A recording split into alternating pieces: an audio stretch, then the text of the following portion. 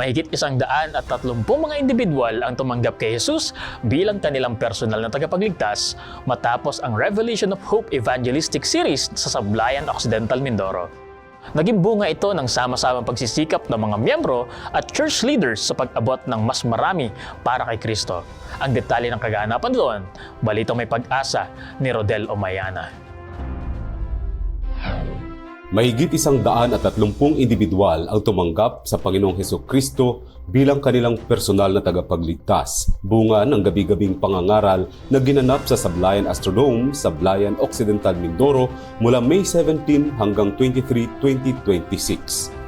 Pinangunahan ito ni Pastor Segundino Asoy, Sabbath School, Personal Ministries, ASI at Adventist Community Services Director ng Southern Asia Pacific Division. Ang pangangaral ay may pamagat na Revelation of Hope for the Troubled World na dinaluhan ng mga miyembro ng lokal na iglesia at humigit kumulang 200 mga interes mula sa Central Occidental Mindoro 1 and 2 districts.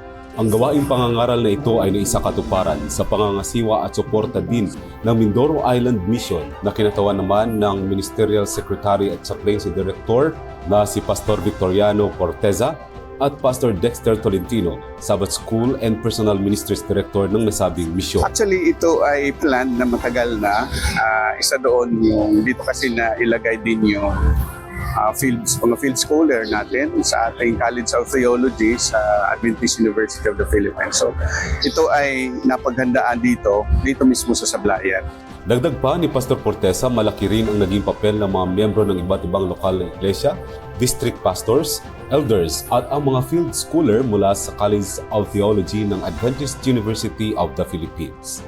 Ang mga field scholar na ito rin ang naging daan para makahimok ng mga Bible interest mula sa kanilang gabi-gabing pangangaral sa iba't ibang barangay sa bayan ng Sablayan. Lahat itong mga interesado gabi-gabi na nandito ay sa kanila po talaga. Sila gumawa ng groundwork. Kasama noon yung mga elders crusade na in line with the program of our division.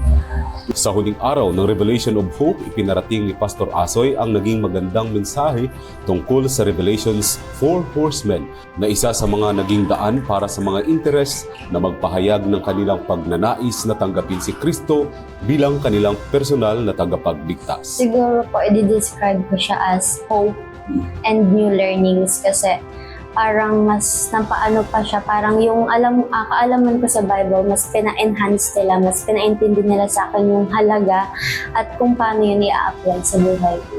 Alam natin na marami naman tayong problema sa sanlibutan, pero alam nyo, ang solusyon lang po ay ang Panginoon.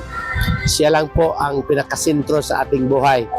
Kailangan po natin siyang imbitahan sa ating puso at tanggapin upang tayo po ay may ligtas. Nagpahatid naman ng pasasalamat ang punong bayan ng Sablayan na si Mayor Walter Bong Marquez sa tagumpay ng gawain ito sa pagpapalago ng espiritual na pamumuhay ng mga Sablayenyo. Ang lokal na pamahalaan ng bayan ng Sablayan ay lubos na nagpapasalamat sa ating mga kapatid sa Seventh-day Adventist Church.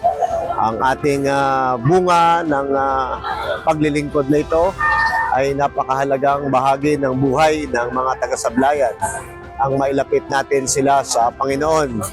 So ang 134 na mga babautismuhan ngayon ay kaluguran ng langit at ating kinikilala ito bilang isang mahalagang salik sa pagunlad ng espiritual na kalagayan ng mga mamamayan dito sa Sablayan. Layuning maghatid ng balitang may dalang pag-asa, Rodel Omayana nag-uulat para sa Hope Today, HCNP News.